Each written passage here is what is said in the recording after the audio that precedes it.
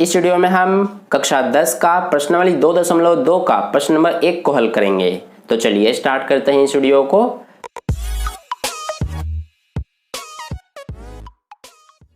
तो देखिए dear students, प्रश्न नंबर 1 में हमसे क्या कहा गया है, निम्न द्विघात बहुपदों के शून्य ज्ञात कीजिए और शून्यकों तथा गुणांकों के बीच के संबंध की सत्यता की जांच कीजिए। तो देखिए डियर स्टूडेंट्स, इस प्रश्न में हमें कुल 6 भाग दिए गए हैं, जिसमें से पहले भाग में हमें क्या बहुपद दिया गया है वो सबसे पहले हम लिख लेते हैं।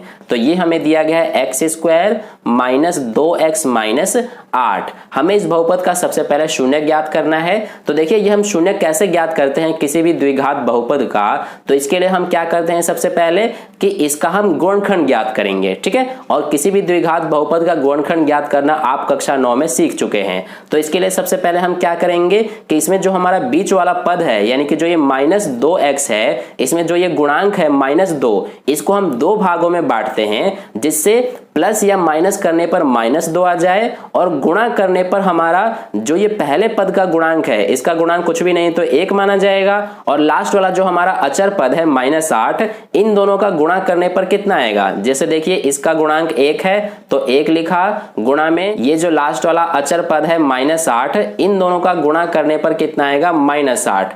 तो इसको हमें 2 ऐसे भागों में बांटना है जिससे गुणा करने पर -8 आ जाए और प्लस या माइनस करने पर -2 आ जाए। तो देखिए वे 2 संख्याएं कौन कौन सी होंगी जिनका प्लस या माइनस करने पर -2 आ जाए और गुणा करने पर -8। तो वो हमारी 2 संख्याएं, एक तो -4 होगी और एक 2। तो देखिए -4 और 2 का गुणा करेंगे तो -8 आ जाएगा, और -4 का 2 में प्लस करने पर हमारा कितना आ जाएगा, -2। ठीक है, यानी कि ये आ जा रहा है। तो दोनों संख्याएं कौन कौन सी है, एक तो -4 और एक +2। ठीक है, तो इस तरह से अब हम क्या करेंगे कि इसकी जगह पे अब हम -4x और 2x लिखेंगे, क्योंकि ये भी हमारा x में है। तो ये हम सबसे पहले पद को तो सेम उतार देते हैं और इसकी जगह पे हम इन दोनों को लिखेंगे, -4x और प्लस में 2x। ठीक है, फिर लास्ट वाले को भी हम एज इट इज उतार देते हैं। अब हम क्या करेंगे कि इसमें हमारा ये यहां से यहां तक, इसमें हम कॉमन लेंगे, फिर इसके बाद यहां से यहां तक हम कॉमन लेंगे। तो देखिए x² माइनस 4x में हम क्या कॉमन ले सकते हैं, तो इसमें हम x कॉमन ले सकते हैं। ठीक है, तो x कॉमन ले लिया बाहर, तो इसका क्या बचेगा, x, और ये माइनस है तो माइनस लिखा, और इसमें से x बाहर आ गया तो इसका क्या बचेगा, 4। ठीक है, इसी तरह से इसमें भी हम क्या कॉमन ले सकते हैं, तो इसमें हम प्लस का 2 कॉमन ले सकते हैं। तो 2 इसका बाहर आ गया तो क्या बचेगा, x, और इसका अगर 2 बाहर आ गया तो क्या बचेगा, ये हमारा बचेगा -4। ठीक है, अब देखिए यहां पर आगे आप देख सकते हैं ये हमारा ब्रैकेट में दोनों सेम है, तो इसको हम क्या करते हैं कि एक बार लिख देते हैं इस तरह से, और जो बाहर होता है उसको एक बार लिख देते हैं, यानी कि x + 2। तो ये हमारे 2 गुणनखंड आ गए हैं इस बहुपद के। अब हम क्या करेंगे कि इसी गुणनखंड से 2 हम शून्य ज्ञात करेंगे, और शून्यक हम कैसे ज्ञात करेंगे, दोनों को हम 0 के बराबर रख देंगे, यानी कि ये हमारा x - 4 बराबर 0 हो जाएगा। तो x का मान क्या आ जाएगा, ये -4 इधर जाके प्लस का 4 हो गया, यानी कि ये 4 जो है ये हमारा पहला शून्यक है। इसी तरह से दूसरा शून्यक भी हम ऐसे ही ज्ञात करेंगे, x + 2 बराबर 0 कर देंगे, और यहां से हमारा x बराबर क्या आ जाएगा, ये +2 इधर जाके -2 हो गया। ठीक है, तो इस तरह से 4 और -2 ये दोनों क्या है, हमारे शून्यक हैं इस बहुपद के। ठीक है, तो इस तरह से हमने शून्य ज्ञात कर लिया। अब हमें प्रश्न में आगे कहा गया है कि शून्यकों तथा गुणांकों के बीच के संबंध की सत्यता की जांच कीजिए। तो देखिए हम जांच कैसे करेंगे, सबसे पहले यहाँ पर हमने जो शून्यक निकाला है वो हम लिख लेते हैं। क्या क्या शून्यक आए हमारे, 4 और -2 आया है। ठीक है, अब हम यहाँ पर जांच करते हैं। उसके लिए सबसे पहले आपको एक बात समझना जरूरी है कि जो हमारे द्विघात बहुपद होते हैं उसका सूत्र होता है हमारा ax² + bx + c। ठीक है, ये हमारा सूत्र होता है द्विघात बहुपद का, यानी कि इस रूप में हमारा द्विघात बहुपद होता है, ये आपको ध्यान में रखना है। इसमें जो हमारा a है, a एक गुणांक है x² का, b भी हमारा x का गुणांक है, और c इसमें एक अचर पद होता है। ठीक है, ये बात आपको ध्यान रखना है। तो देखिए अब यहाँ पर हम सत्यता की जांच करते हैं। इसके लिए सबसे पहले यहाँ पर हम लिख लेते हैं सत्यता की जांच। अब देखिए ये हम कैसे करेंगे, इसके लिए सबसे पहले जो हमें बहुपद दिया गया है प्रश्न में वो सबसे पहले हम यहाँ पर लिख लेते हैं। ठीक है, तो इस तरह से यहाँ पर हमने बहुपद को लिख लिया। अब इसमें हमारा जो a, b और c का मान है उसको सबसे पहले हम लिख लेते हैं। यहाँ पर हमने a, b और c को समझा था, वही यहाँ पर हम लिख लेंगे। तो इस बहुपद में हमारा a का मान क्या होगा, a हमारा क्या होता है एक्स स्क्वायर का गुणांक। तो देखिए एक्स स्क्वायर का गुणांक यहाँ पर आपको कुछ भी नहीं दिख रहा है, तो यहाँ पर क्या होगा हमारा 1, इसलिए a का मान 1 हो जाएगा। b का मान क्या होता है x का गुणांक, यानी कि यहाँ पर x का गुणांक है -2, और c हमारा क्या होता है एक अचर पद, यानी कि ये हो जाएगा -8। ठीक है, अब देखिए यहाँ पर आपको सत्यता की जांच करने के लिए दो सूत्र ध्यान में रखना है। एक तो हमारा होता है शून्यकों का योग, तो सबसे पहले यहाँ पर हम लिख लेते हैं शून्यकों का योग। तो देखिए शून्यकों का योग का मतलब क्या है, हम शून्यकों को अल्फा और बीटा मान लेते हैं। ठीक है, तो यहाँ पर हमारे जो शून्यक हैं वो कौन कौन से हैं, एक तो ये 4 है और एक -2 है। तो हम शून्यकों को अल्फा और बीटा मान लेते हैं। ठीक है, ये हमारा अल्फा का निशान होता है और ये बीटा का। तो शून्यकों का योग बराबर हमारा होता है, इसका सूत्र होता है हमारा -b/a। ये चीज आपको ध्यान में रखना है। ठीक है, ये आपको याद होना चाहिए कि शून्यकों का योग का सूत्र होता है हमारा -b/a। ठीक है, और इसमें जो अल्फा और बीटा है ये दोनों हमारे शून्यक हैं और कुछ भी नहीं। ठीक है, तो इस तरह से ये हो गया। अब देखिए अल्फा और बीटा जो ये दोनों शून्यक आए हैं, इनमें से किसी को भी आप अल्फा मान सकते हैं और किसी को भी बीटा मान सकते हैं। ठीक है, चाहे तो इसको अल्फा मान करके इसको बीटा मान सकते हैं, या फिर इसको अल्फा मान करके इसको बीटा मान सकते हैं। ठीक है, तो यहाँ पर हम मान लेते हैं अल्फा हमारा ये 4 है, तो इसकी जगह पे 4 लिखा, प्लस में बीटा मान लेते हैं -2 है, बराबर में ये हमारा -b है, तो ये माइनस को माइनस लिख दिया, और b यहाँ पर देखिए b का मान कितना है हमारा इस बहुपद में -2, तो इसकी जगह पे -2 लिख दिया। ठीक है, अब बटे में क्या है हमारा a, और a का मान कितना है 1। अब देखिए इसको सॉल्व कर लेते हैं हम। 4 है तो 4 लिखा, ये प्लस माइनस माइनस हो गया, और ये है 2, बराबर में ये माइनस माइनस क्या हो गया प्लस, और ये प्लस का 2 आ गया, बटे में क्या है 1। ठीक है, अब देखिए 4 में से 2 घटाएंगे तो 2 बचेगा, बराबर में 2/1 का मतलब क्या है 2। ठीक है, अब देखिए दोनों तरफ हमारे बराबर आ गए, यानी कि जो भी हमने यहाँ पर किया है ये बिल्कुल हमारा सही है। अगर दोनों तरफ बराबर आता है तो आपका जो जांच है वो बिल्कुल सही हुआ है। ठीक है, और बराबर नहीं आया तो कहीं पे आपने गड़बड़ की है। तो इस तरह से ये हो गया। अब देखिए यहाँ पर मैंने आपको एक सूत्र बता दिया शून्यकों का योग वाला, इसके अलावा दूसरा जो सूत्र है वो भी आपको ध्यान में रखना है, जो कि हमारा क्या है शून्यकों का गुणनफल। ठीक है, तो इस तरह से ये आपको बस दोनों सूत्र अपने ध्यान में रखना है, इसको आपको याद कर लेना है। ठीक है, अब देखिए शून्यकों का गुणनफल मतलब कि शून्यक हमारे कौन कौन से हैं, दोनों हमने माना था अल्फा और बीटा, तो गुणनफल क्या हो जाएंगे शून्यकों का अल्फा गुणा बीटा। ठीक है, और शून्यकों का गुणनफल का सूत्र होता है हमारा c/a। दोनों छोटे छोटे सूत्र हैं, ये आपको बहुत जल्दी याद हो जाएंगे। तो इस तरह से ये हो गया। अब देखिए अल्फा और बीटा हमारे क्या है, दोनों शून्यक हैं, और शून्यक क्या क्या है 4 और -2, तो यहाँ पर गुणनफल है इसलिए 4 और -2 का गुणा कर देंगे, तो ये हो गया, बराबर में c/a है, और यहाँ पर c का मान क्या है हमारा इस बहुपद में -8, बटे में a का मान कितना है 1, तो यहाँ पर हम लिख देंगे 1। अब देखिए 4 गुणा -2 कितना आ जाएगा -8, बराबर में -8/1 का मतलब क्या है -8। ठीक है, तो यहाँ पर आप देख सकते हैं दोनों तरफ हमारा बराबर आ गया, यानी कि ये भी हमारा बिल्कुल सही है। तो इस तरह से आपको सबसे पहले यहाँ पर दो शून्यक इस तरह से ज्ञात करने हैं और इस तरह से आपको जांच करना है। ठीक है, तो आई होप आपको पहला भाग अच्छे से समझ में आ गया है। अब चलिए दूसरा भाग करते हैं। अगर आपने इसको नोट नहीं किया तो वीडियो को पॉज करके नोट कर सकते हैं, नहीं तो इसका स्क्रीनशॉट मैं आपको टेलीग्राम ग्रुप पर सेंड कर दूंगा। अगर आपने टेलीग्राम ग्रुप ज्वाइन नहीं किया है तो उसको ज्वाइन कर सकते हैं, लिंक आपको इस वीडियो के डिस्क्रिप्शन में मिल जाएगा। तो चलिए अब हम दूसरे भाग का सोल्यूशन करते हैं। तो देखिए डियर स्टूडेंट्स, दूसरे भाग में हमें बहुपद दिया गया है 4s² - 4s + 1। ये भी हमारा लगभग पहले भाग की तरह ही है। तो देखिए इसके भी सबसे पहले हम शून्य ज्ञात करेंगे गुणनखंड करके। ठीक है, तो यहाँ पर सबसे पहले हम क्या करेंगे कि जो हमारा ये बीच वाला पद है इसको 2 भागों में हमें बांटना होता है, ताकि ये 4 और 1 का गुणा करने पर जितना आएगा उसके बराबर में आना चाहिए, और इसका प्लस या माइनस करने पर -4 आना चाहिए। तो देखिए वे दोनों संख्याएं क्या क्या हो जाएंगी, एक तो हमारा हो जाएगा -2 और दूसरा भी हमारा -2 हो जाएगा। ठीक है, क्योंकि -2 और -2 का जब हम गुणा करेंगे तो ये हमारा 4 आ जाएगा, जो कि 4 और 1 का गुणा करने पर भी आ जाएगा, ठीक है। और दोनों को अगर हम सॉल्व करें यानी कि -2 कितना हो जाएगा, माइनस माइनस प्लस, निशान माइनस का, और 2 और 2 4, तो इस तरह से -4 भी आ जा रहा है, ठीक है। तो दोनों संख्याएं -2 और -2 हो गई, ठीक है। तो आई होप आपको ये समझ में आ गया। तो ये हम सबसे पहले 4s² को सेम लिखेंगे,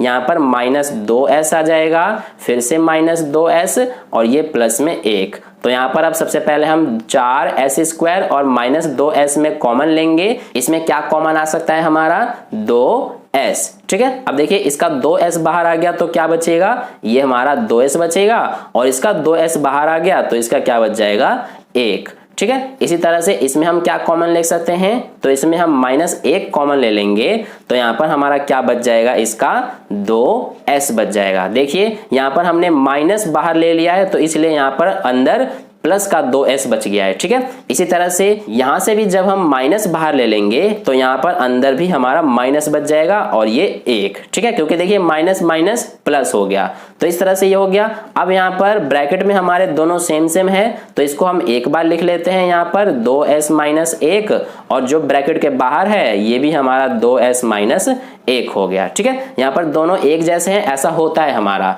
तो इस तरह से ये हो गया। अब यहाँ पर ये हमारे गुणनखंड आ गए, यहाँ पर अब हम शून्य ज्ञात करेंगे। तो यहाँ पे हम शून्य कैसे ज्ञात करते हैं, इसके लिए सबसे पहले हम क्या करेंगे कि जो हमारा 2s - 1 है इसको हम 0 के बराबर रख देंगे। तो यहाँ से हमारा s का मान क्या आ जाएगा, ये माइनस इधर जाके +1 हो गया, और ये 2s इसके साथ गुणा में है, इधर आके भाग में हो गया। तो हमारा पहला शून्य आ गया 1/2। इसी तरह से दूसरे को भी हम कर लेते हैं, 2s - 1 बराबर में 0 रख के, तो यहाँ से भी हमारा s का मान क्या आ जाएगा, ये 1/2, ठीक है। तो इस तरह से आपने देखा दोनों शून्य हमारे 1/2 आ गए। तो यहाँ पर सबसे पहले हम लिख लेते हैं दोनों शून्य क्या क्या है। एक तो हमारा है 1/2 और दूसरा भी हमारा 1/2 ही है।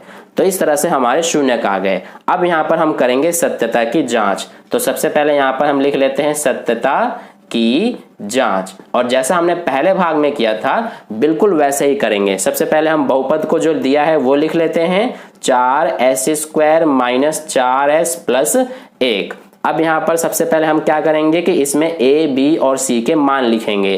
तो यहाँ पर हमारा a का मान क्या हो जाएगा, s² का गुणांक हो जाएगा इसमें, ठीक है। तो ये हमारा 4 है। यहाँ पर b का मान क्या हो जाएगा, ये जो -4 है ये हो गया, और c का मान क्या हो जाएगा, ये 1, ठीक है। अब यहाँ पर हम सबसे पहले शून्यकों का योग ज्ञात करेंगे। तो देखिए शून्यकों का योग ज्ञात करेंगे तो इसमें हमारा शून्यकों का योग का सूत्र क्या होता है, ये हमारा होता है अल्फा प्लस बीटा बराबर ये -b/a होता है, ठीक है। अब यहाँ पर अल्फा और बीटा क्या है, हमारे दोनों शून्यक, यानी कि 1/2, ये प्लस है तो प्लस आ गया, और 1/2 बराबर में माइनस है तो माइनस लिखा, और b का मान कितना है, -4, तो ये आ गया -4 बटे में a का मान कितना है, 4। अब देखिए इसको सॉल्व कर देंगे, ये हमारे क्या है, दोनों एक जैसे हैं, तो इसको एक बार लिख देते हैं, ये आ गया, और 1 और 1 हो गया 2, बराबर में माइनस और माइनस प्लस, तो ये हो गया प्लस का 4 बटे में क्या है, 4। अब देखिए ये हमारे कट गए दोनों, तो 1 बचेगा, बराबर में इधर भी ये कट गए तो 1 आ गया, ठीक है। तो दोनों तरफ 1 आ गया, यानी कि ये हमारा बिल्कुल सही है। इसी तरह से यहाँ पर हम कर लेंगे अब शून्यकों का गुणनफल, ठीक है। तो इस तरह से लिख लेंगे शून्यकों का गुणनफल, और ये देखिए अब हम कैसे करेंगे। इसके लिए सबसे पहले हम क्या करेंगे, हमारा सूत्र क्या होता है, ये होता है अल्फा गुणा बीटा बराबर c/a होता है, ठीक है। अब अल्फा और बीटा क्या है हमारे, ये दोनों है शून्यक, यानी कि 1/2 गुणा 1/2, क्योंकि दोनों शून्यक हमारे 1/2 ही हैं। तो इस तरह से बराबर में c/a, और c का मान है 1 बटे में a का मान है 4। अब देखिए 1 गुणा 1 आ गया, बटे में 2 गुणा 2 4, बराबर में ये भी 1/4 है। तो दोनों तरफ इसमें भी बराबर आ गया, यानी कि ये भी हमारा बिल्कुल सही है। तो इस तरह से हमारा दूसरा भाग सॉल्व हो गया। इसी तरह से हमें बाकी भी करना है, तो हम चलिए तीसरा भाग कर लेते हैं। तो देखिए डियर स्टूडेंट्स, तीसरे भाग में हमें दिया गया 6x² माइनस 3 माइनस 7x। तो सबसे पहले अगर आप इसको ध्यान से देखोगे तो ये हमारा एक द्विघात बहुपद के रूप में नहीं लिखा गया है, यानी कि इसको सबसे पहले हमें रीअरेंज करना पड़ेगा। जैसा कि हमें पता है कि द्विघात बहुपद जो होता है हमारा वो ax² plus bx plus c के रूप में होता है, यानी कि जो इसमें हमारा ये माइनस 7x है ये पहले आना चाहिए था यहाँ पर, ठीक है, यानी कि x वाला पद हमारा जो होता है वो बीच में आता है। तो इस तरह से सबसे पहले हम इसको रीअरेंज कर लेंगे। तो ये हम इसको रीअरेंज करेंगे तो ये हमारा क्या हो जाएगा 6x² और ये माइनस 7x यहाँ पर बीच में आ जाएगा और ये माइनस 3 उधर जाके लास्ट में हो जाएगा, ठीक है। तो ये हमारा अब रीअरेंज हो गया है। अब हम इसका सबसे पहले गुणनखंड ज्ञात करेंगे। तो उसके लिए क्या करते हैं, हम सबसे पहले बीच वाले पद को दो हिस्सों में बांटते हैं ताकि प्लस या माइनस करने पर माइनस 7 आ जाए और गुणा करने पर 6 और माइनस 3 का गुणा करने पर जितना आए उसके बराबर आना चाहिए। तो देखिए अगर आप इसको दो हिस्सों में बांटोगे तो आपको दोनों संख्याएं मिलेंगी। एक तो आपको मिलेगा इसमें -9 और दूसरा +2, क्योंकि -9 और +2 करने पर -7 आ जाएगा और -9 और +2 का गुणा करने पर -18 आ जाएगा, जो कि 6 और -3 का गुणा करने पर भी -18 आएगा, ठीक है। तो इस तरह से यहाँ पर हम लिख लेंगे 6x² माइनस 7x की जगह पे हमें क्या क्या लिखना है, एक तो -9x और दूसरा प्लस में 2x और फिर ये हमारा -3।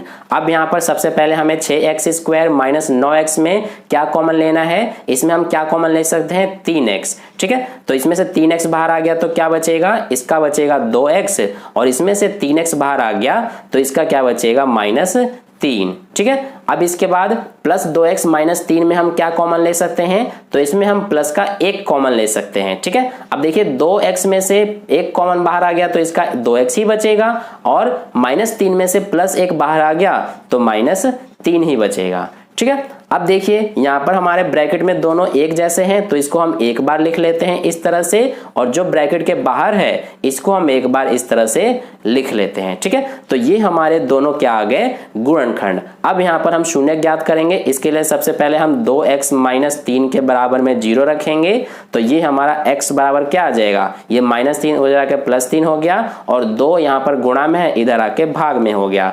तो ये हमारा 3/2 एक शून्य का आ गया। दूसरा शून्य का हम यहाँ से ज्ञात कर लेते हैं, इसके बराबर में भी 0 रख देंगे तो यहाँ पर x बराबर हमारा आ जाएगा -1/3, ठीक है। तो ये हमारा आ गया -1/3 दूसरा शून्य। तो यहाँ पर सबसे पहले हम दोनों शून्यकों को लिख लेते हैं। कौन कौन से हमारे हैं, 3/2 और दूसरा क्या है हमारा -1/3, ठीक है। अब यहाँ पर हम क्या करेंगे कि सत्यता की जांच करेंगे। तो यहाँ पर हम लिख लेते हैं सबसे पहले, यहाँ पर हमने लिखा जांच। अब देखिए सत्यता की जांच करने के लिए सबसे पहले जो हमें बहुपद दिया गया है वो हम यहाँ पर लिख लेते हैं 6x² फिर -7x इसके बाद -3। अब यहाँ पर देखिए सबसे पहले हम इसमें a, b और c का मान लिख लेते हैं। तो यहाँ पर हमारा a का मान हो जाएगा 6, b का मान क्या हो जाएगा -7 और c का मान हो जाएगा -3, ठीक है। तो इस तरह से ये हो गया। अब देखिए यहाँ पर सबसे पहले हम क्या करते हैं, शून्यकों का योग। तो यहाँ पर हम लिख लेते हैं शून्यकों का योग, और शून्यकों का योग हमारा क्या होता है, शून्यकों का योग यानी कि अल्फा प्लस बीटा बराबर में क्या सूत्र होता है हमारा -b/a। तो अल्फा और बीटा क्या क्या है, 3/2 और -1/3, यानी कि यहाँ पर लिख लेंगे 3/2 प्लस यहाँ क्या है -1/3। तो ये हमने लिखा बराबर में -b/a है तो ये माइनस यहाँ पर आ गया। b का मान कितना है -7 और बटे में a, और a का मान है 6। अब इसको सॉल्व कर लेंगे तो यहाँ पर देखिए 2 और 3 का सबसे पहले एलसीएम करना पड़ेगा। तो ये यहाँ पर दोनों का एलसीएम करेंगे 6 आ जाएगा। 2 से 6 में भाग करेंगे 3 और 3 का 3 से गुणा करेंगे 9, ये प्लस माइनस माइनस हो गया। 3 से 6 में भाग करेंगे 2, 2 का 1 से गुणा करेंगे तो 2 एकम 2 बराबर में माइनस माइनस प्लस, यानी कि ये हो जाएगा प्लस का 7 बटे में 6। 9 में से 2 घटाएंगे तो 7 बचा, बटे में क्या है 6, बराबर में इधर भी हमारा 7/6। तो इस तरह से आपने देखा दोनों तरफ बराबर आ गया, यानी कि बिल्कुल हमारा सही है। इधर भी हम कर लेते हैं, क्या करना है अब हमें, शून्यकों का गुणनफल। तो यहाँ पर हमने लिखा शून्यकों का गुणनफल, और देखिए शून्यकों का गुणनफल का सूत्र क्या होता है हमारा, ये होता है अल्फा गुणा बीटा बराबर c/a। तो देखिए अल्फा और बीटा क्या क्या है हमारे, एक तो है हमारा 3/2 गुणनफल है यानी कि गुणा, दूसरा क्या है -1/3, ठीक है, बराबर में c/a, c का मान कितना है -3 बटे में a का मान कितना है 6। तो यहाँ पर 3 - 1 गुणा करेंगे तो -3 आ जाएगा, बटे में 2 गुणा 3 6, बराबर में इधर भी हमारा -3/6 आ गया। अब देखिए इसको काट भी सकते हैं हम, ये 3 एकम 3, 3 दूना 6 हो गया, ये भी 3 एकम 3, 3 दूना 6 हो गया। तो ये क्या बचा ऊपर -1/2, इधर भी हमारा -1/2। तो इस तरह से हमारा ये दोनों तरफ बराबर है, यानी कि ये हमारा हो गया तीसरे भाग का सॉल्यूशन। अब चलिए चौथे भाग का सॉल्यूशन करते हैं। तो देखिए डियर स्टूडेंट्स, चौथे भाग में हमें दिया गया बहुपद 4u² + 8u। अब देखिए ये हमारा बिल्कुल आसान है क्योंकि इसमें हमें गुणनखंड ज्ञात करने की जरूरत ही नहीं पड़ेगी और यहाँ पर हमारा आसानी से शून्य ज्ञात हो जाएंगे। कैसे? क्योंकि देखिए इसमें हमारा जो अचर पद होता है यानी कि ये जो +c वाला जो हमारा होता है वो इसमें है ही नहीं, ठीक है। तो यहाँ पर हम क्या करेंगे कि सबसे पहले इसमें जो 4u² + 8u है, इसमें हम सबसे पहले आसानी से 4u कॉमन ले सकते हैं क्योंकि दोनों में हमारा 4u है।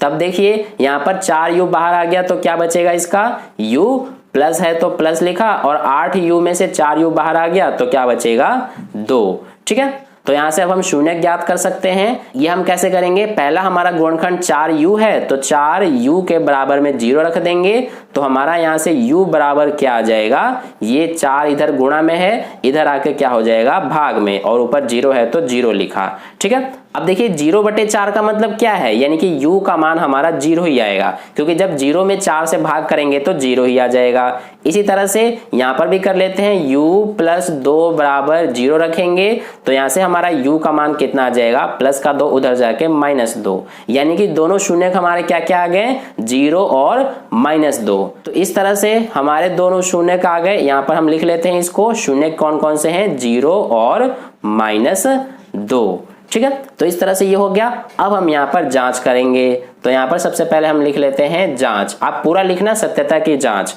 अब हम जांच करने के लिए सबसे पहले क्या करते हैं कि जो हमें बहुपद दिया गया है उसको लिख लेते हैं। तो ये हमें दिया गया 4u² + 8u।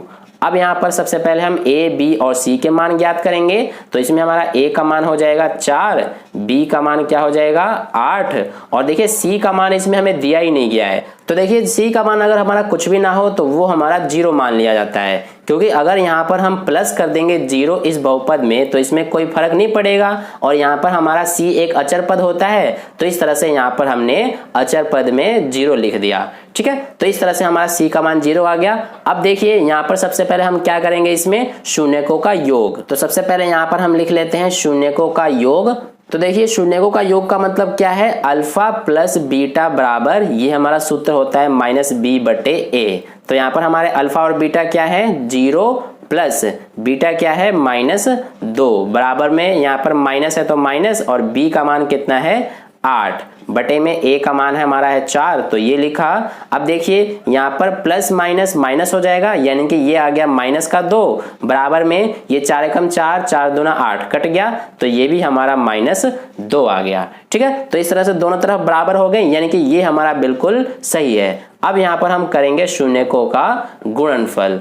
तो देखिए शून्यकों का गुणनफल में हम क्या करेंगे, जैसा कि आपको पता है क्योंकि हमने पिछले 3 भाग में कर लिया है। शून्यकों का गुणनफल मतलब कि अल्फा गुणा बीटा बराबर, ये होता है सूत्र हमारा c/a। तो यहाँ पर अल्फा गुणा बीटा यानी कि 0 गुणा में -2, बराबर में c का मान कितना है 0, बटे में a का मान कितना है 4। अब देखिए 0 का गुणा करेंगे -2 से तो हमारा 0 ही आ जाएगा, बराबर में यहाँ पर 0/4 का मतलब क्या है, 4 से 0 में भाग करेंगे तो 0 ही आएगा, ठीक है। यानी कि दोनों तरफ 0 है, यानी कि ये भी हमारा बिल्कुल सही है, यानी कि दोनों तरफ बराबर है। तो इस तरह से चौथा भाग सॉल्व हुआ।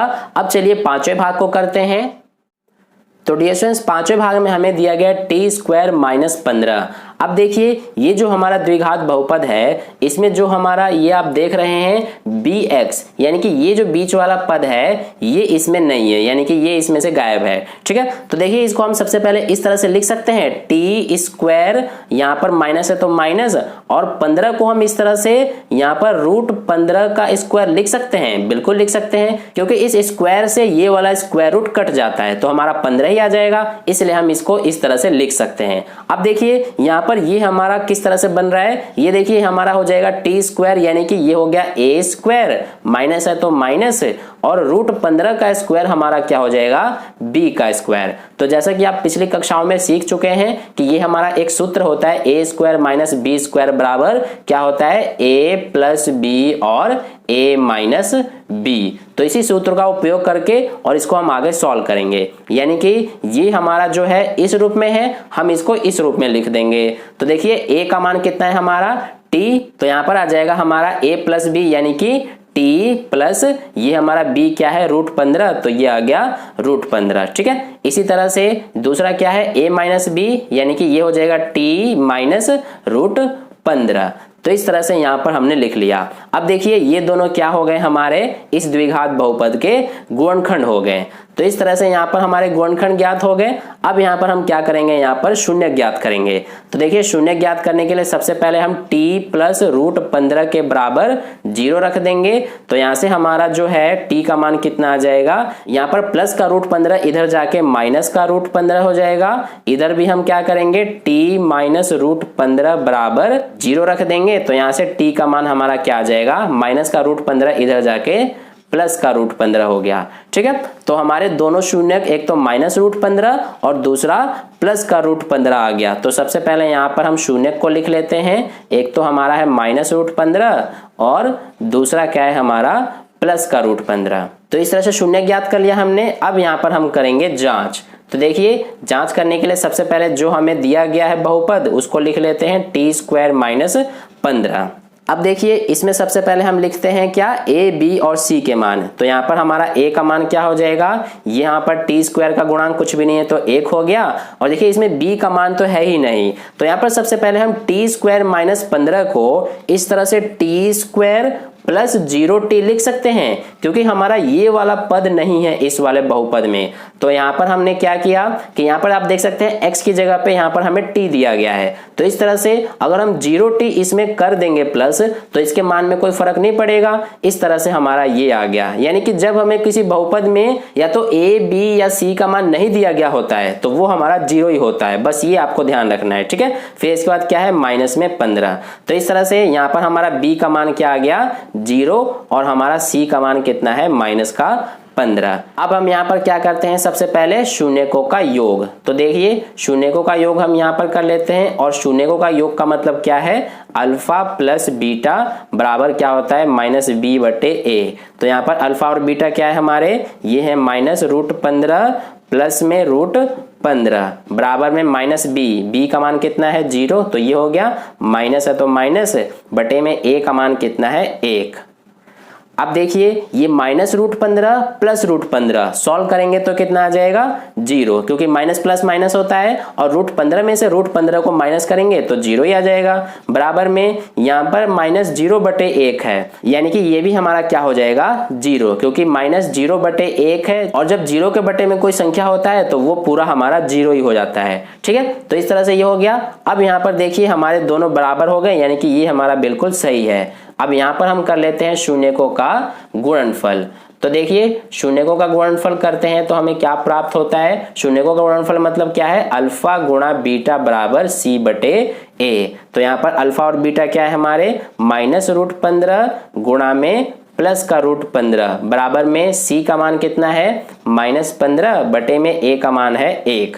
अब देखिए यहाँ पर माइनस रूट 15 और प्लस रूट 15 दोनों का गुणा करेंगे तो ये हमारा क्या हो जाएगा, यहाँ पर माइनस और इसका है प्लस, तो माइनस प्लस माइनस हो गया, और रूट 15 का गुणा करेंगे तो ये हमारा 15 आ जाएगा। ठीक है, क्योंकि जब हम दोनों का गुणा करेंगे तो रूट हट जाएगा और ये हमारा जो संख्या है एक बार लिखा जाएगा। बराबर में माइनस 15 बटे 1 का मतलब क्या है माइनस का 15। ठीक है, तो इस तरह से हमारा दोनों तरफ बराबर आ गया, यानी कि ये भी हमारा बिल्कुल सही है। तो चलिए अब हम इस प्रश्न का लास्ट भाग कर लेते हैं। तो देखिए डियर स्टूडेंट्स, लास्ट भाग में हमें दिया गया है बहुपद 3x² माइनस x माइनस 4। तो देखिए इसको सबसे पहले हम कैसे सॉल्व करेंगे। सबसे पहले यहाँ पर हम बीच वाले पद को दो हिस्सों में बांटेंगे। तो अगर आप इसको दो हिस्सों में बांटोगे तो ये आपका आ जाएगा 3x², और इसको जब दो हिस्सों में बांटेंगे तो हमें मिलेगा एक तो -4 और दूसरा प्लस का 3। तो यहाँ पर हो जाएगा -4x प्लस 3 का x माइनस है 4। ठीक है, अब देखिए सबसे पहले यहाँ पर हम 3x² माइनस 4x में कॉमन लेंगे। तो इसमें हमारा क्या कॉमन आ जाएगा, ये आ जाएगा x। तो इसका x बाहर आ गया तो क्या बचेगा 3x, और इसका x बाहर आ गया तो -4। इसी तरह से 3x माइनस 4 में कॉमन लेंगे तो ये हमारा प्लस का 1 कॉमन आ जाएगा। तो इसका क्या बचेगा 3x, और इसका क्या बचेगा -4। अब देखिए यहाँ पर हमारा ब्रैकेट में दोनों सेम सेम है, तो इसको हम एक बार लिख देंगे 3x माइनस 4, और ब्रैकेट के बाहर वाले को एक बार x प्लस 1। ठीक है, अब यहाँ पर हम सबसे पहले अब शून्य ज्ञात कर लेते हैं। तो यहाँ पर सबसे पहले 3x माइनस 4 के बराबर में 0 रखेंगे। तो यहाँ पर x बराबर क्या आ जाएगा, ये 4 बटे में ये 3। तो ये हमारा 4/3 पहला शून्य हो गया। इसी तरह से x प्लस 1 के बराबर में 0 रखेंगे तो x का मान आ जाएगा -1। तो इस तरह से -1 हमारा दूसरा शून्य हो गया। तो यहाँ पर अब हम दोनों शून्यकों को लिख लेते हैं। क्या क्या है, 4/3 और दूसरा हमारा क्या है -1। ठीक है, तो इस तरह से दोनों शून्य हो गए। अब यहाँ पर हम जांच कर लेते हैं। तो देखिए जांच करने के लिए सबसे पहले जो हमें दिया गया है बहुपद वो लिख लेते हैं 3x² माइनस x माइनस 4। अब देखिए इसमें सबसे पहले हम क्या करेंगे कि a, b और c के मान लिखेंगे। तो a का मान हो जाएगा 3, b का मान क्या हो जाएगा यहाँ पर -1, और c का मान हो जाएगा -4। अब यहाँ पर सबसे पहले हम शून्यकों का योग करते हैं। तो देखिए शून्यकों का जब हम योग करेंगे तो शून्यकों का योग करने का मतलब क्या है कि अल्फा प्लस बीटा बराबर -b/a। तो देखिए अल्फा और बीटा मतलब 4/3 प्लस ये हमारा है -1 बराबर में -b है, यानी कि माइनस ये वाला आ गया। b का मान कितना है -1 बटे में a का मान कितना है 3। अब इसको सॉल्व कर लेंगे तो ये हमारा क्या हो जाएगा, सबसे पहले 4 है तो 4 लिखा, ये प्लस माइनस माइनस 3 का 1 से गुणा किया तो 3 आ गया, बटे में क्या है 3 बराबर में ये माइनस माइनस प्लस यानी कि प्लस का 1 बटे में 3। तो 4 में से 3 घटाएंगे 1 बचेगा, बटे में क्या है 3 बराबर में इधर भी हमारा 1/3, यानी कि ये हमारा दोनों तरफ बराबर आ गया, यानी कि ये बिल्कुल सही है। इसी तरह से यहाँ पर भी हम कर लेते हैं शून्यकों का गुणनफल। तो देखिए शून्यकों का गुणनफल करेंगे तो हमारे क्या प्राप्त होगा वो अब हम देख लेते हैं। तो शून्यकों का गुणनफल का मतलब क्या है, अल्फा गुणा बीटा बराबर c/a। तो यहाँ पर अल्फा और बीटा क्या है 4/3 गुणा में -1 बराबर में c का मान कितना है -4 बटे में a का मान है 3।